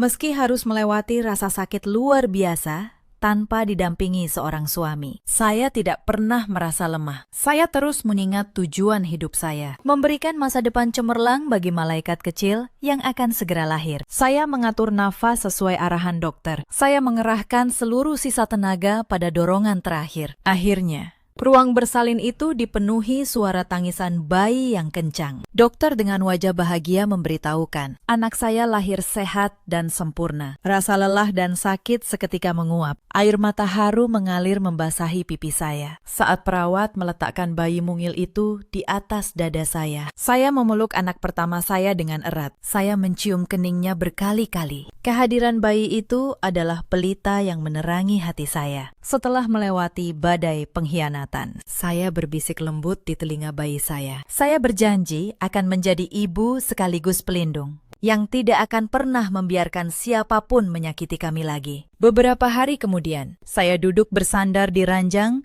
sambil menggendong bayi yang tertidur. Jendela kaca besar menampilkan pemandangan kota dari ketinggian. Sinar matahari pagi yang hangat menyinari wajah kami. Saya sempat mendengar laporan asisten tentang nasib Reza yang semakin menderita di penjara, serta Bu Surti yang kini terpaksa bekerja sebagai buruh cuci untuk bisa makan. Saya mendengarkan semua itu tanpa ekspresi berlebihan. Keadilan telah tegak dengan sendirinya. Saya menutup laporan itu dan memutuskan tidak lagi mencari tahu tentang mereka. Lembaran masa lalu yang penuh air mata telah saya tutup selamanya. Hari berganti minggu, minggu berganti bulan. Kehidupan Bu Surti berputar dalam roda penderitaan. Wanita yang dahulu selalu berjalan dengan kepala tegak, memamerkan kekayaan menantunya, kini harus menundukkan kepala setiap berpapasan dengan orang lain. Setelah diusir, Bu Surti sempat luntang-lantung sebelum menemukan tempat tinggal kumuh di sudut perkampungan padat. Untuk membayar sewa dan mengisi perut, ia terpaksa bekerja sebagai buruh cuci keliling. Tangan rentanya, yang dahulu dihiasi perhiasan mahal, kini penuh luka lecet dan kapalan. Punggungnya membungkuk karena memikul cucian berat. Setiap malam, ia menangis sendirian di atas tikar tipis, menyesali perbuatannya kepada saya. Suatu siang, ketika Bu Surti sedang menjemur pakaian milik pelanggannya, ketenangannya dipecahkan oleh kedatangan sekelompok pria berbadan tegap. Mereka adalah penagih utang. Mereka mencari Reza dan langsung mengepung Bu Surti yang gemetar. Pemimpin kelompok itu mengeluarkan setumpuk dokumen pinjaman yang ditandatangani Reza. Beberapa bulan sebelum pernikahan palsunya, Reza ternyata meminjam uang dalam jumlah besar untuk membeli barang mewah dan perhiasan demi menunjang penampilan palsu Vanessa. Karena Reza kini dipenjara dan tidak punya apa-apa, seluruh beban utang itu otomatis jatuh ke pundak Bu Surti, satu-satunya keluarga inti yang masih di luar jeruji. Bu Surti menangis memohon. Ia menunjukkan tangannya yang keriput dan pakaiannya yang lusuh. Sebagai bukti, ia tidak punya harta. Ia menjelaskan, ia hanya buruh cuci yang penghasilannya tidak cukup untuk makan. Namun para penagih utang tidak peduli. Mereka membentak dan mengancam. Mereka menendang ember cucian, mengobrak-abrik keranjang pakaian, hingga seluruh cucian bersih jatuh berserakan ke tanah berlumpur. Bu Surti menjerit histeris melihat hasil kerjanya hancur. Ia sadar, para pelanggan pasti memintanya mengganti rugi. Beban hidupnya bertambah berat tanpa ada jalan keluar. Dalam kepanikan, sebuah ide terlintas. Ia teringat saya yang baru melahirkan di rumah sakit mewah milik jaringan perusahaan. Ia berpikir, satu-satunya cara selamat adalah menemui saya dan mengemis belas kasihan melalui cucu kandungnya. Ia yakin kehadiran seorang bayi akan melunakkan hati saya. Tanpa berpikir panjang, Bu Surti berlari menuju rumah sakit. Ia tidak peduli napasnya yang tersengal dan pandangannya yang berkunang-kunang karena lelah dan belum makan. Sesampainya di pelataran rumah sakit, penampilannya yang kumuh menarik perhatian para pengunjung. Ia berlari menuju pintu utama, namun dihentikan 2 petugas keamanan. Bu Surti menangis memohon. Katanya, ia adalah ibu mertua saya, ingin melihat cucunya. Ia meminta petugas menyampaikan kepada saya bahwa ibunya datang. Petugas keamanan saling berpandangan dan memeriksa daftar kunjungan. Sesuai instruksi ketat dari manajemen, nama Bu Surti telah dimasukkan ke dalam daftar orang yang dilarang keras mendekati area perawatan. Petugas menolak permintaannya dengan tegas namun sopan. Mereka menjelaskan, saya tidak menerima kunjungan dari pihak luar dan meminta Bu Surti meninggalkan area itu. Bu Surti menolak menyerah. Ia menjatuhkan diri bersujud di kaki petugas. Menangis, meraung memanggil nama saya dan cucunya. Berharap suaranya terdengar sampai ke ruang perawatan. Kejadian itu menjadi tontonan banyak orang. Beberapa petugas tambahan datang untuk mengangkat tubuh Bu Surti karena ia mulai bertindak di luar kendali. Tepat saat itu, sekelompok penagih utang yang membuntutinya sejak dari tempat tinggalnya tiba-tiba muncul. Mereka menerobos masuk dan menarik tangan Bu Surti dari cengkeraman petugas rumah sakit. Pemimpin penagih utang tertawa sinis. Katanya, Bu Surti tidak bisa lari dari tanggung jawabnya dengan bersembunyi di sini. Bu Surti meronta. Berteriak meminta tolong kepada siapa saja. Namun orang-orang hanya berani memperhatikan dari kejauhan. Para penagih utang menyeret Bu Surti menyusuri jalan, membawanya pergi untuk dipaksa bekerja melunasi utang putranya. Suara tangisan Bu Surti perlahan memudar, seiring tubuhnya yang diseret menjauh dari gerbang rumah sakit. Ini adalah akhir yang tragis bagi seorang wanita yang dahulu selalu memandang rendah orang lain. Kini ia harus menanggung seluruh penderitaan di sisa umurnya. Karma selalu menemukan jalannya untuk menghukum siapapun yang berlaku zolim kepada orang yang tidak bersalah. Waktu berjalan dengan damai bagi saya. Tubuh saya pulih sepenuhnya. Bayi saya tumbuh menjadi anak yang sehat, dipenuhi limpahan kasih sayang dari saya dan orang-orang yang tulus. Saya mengambil alih kembali seluruh kendali bisnis dengan lebih bijaksana. Pengalaman pahit membuat saya lebih tangguh dalam memilih orang-orang kepercayaan. Saya bukan lagi perempuan yang mudah diinjak. Saya kini sosok pemimpin yang disegani, namun tetap mempertahankan gaya hidup sederhana. Pada suatu pagi, saya berdiri di depan cermin kamar. Hari ini, saya punya satu urusan terakhir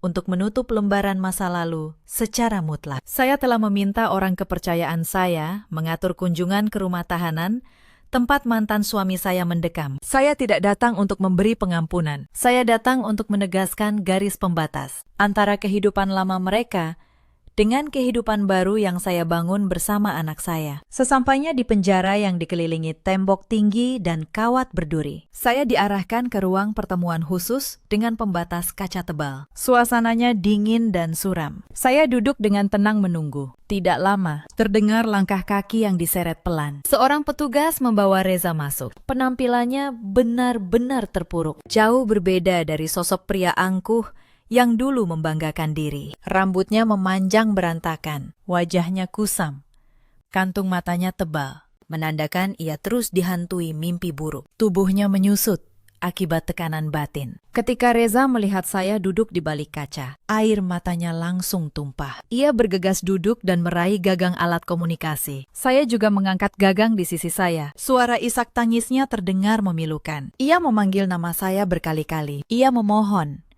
meminta saya menariknya keluar dari penderitaan ini. Ia berjanji akan melakukan apa saja, menjadi pelayan saya, membersihkan lantai rumah saya seumur hidup, asalkan saya mencabut laporan itu. Reza terus mengemis dan meratapi nasibnya. Ia menyalahkan kebodohannya sendiri karena terperdaya oleh kepalsuan Vanecia dan menuruti sifat tamak ibunya. Ia mengungkapkan penyesalan yang tidak berujung karena telah membuang permata berharga hanya demi mengejar batu buatan yang berujung kehancuran. Saya mendengarkan semua ratapan itu tanpa perubahan raut wajah. Mata saya menatap lurus ke arahnya, memancarkan kedinginan yang tidak bisa ditembus air mata palsu. Setelah Reza selesai bicara dan hanya menyisakan cegukan. Saya akhirnya membuka suara. Saya berkata dengan nada datar. Saya datang ke sini bukan untuk menghapus kesalahannya. Saya datang sekadar untuk memperlihatkan satu anugerah terbesar yang telah ia hilangkan selamanya. Karena keserakahannya sendiri. Saya membuka tas perlahan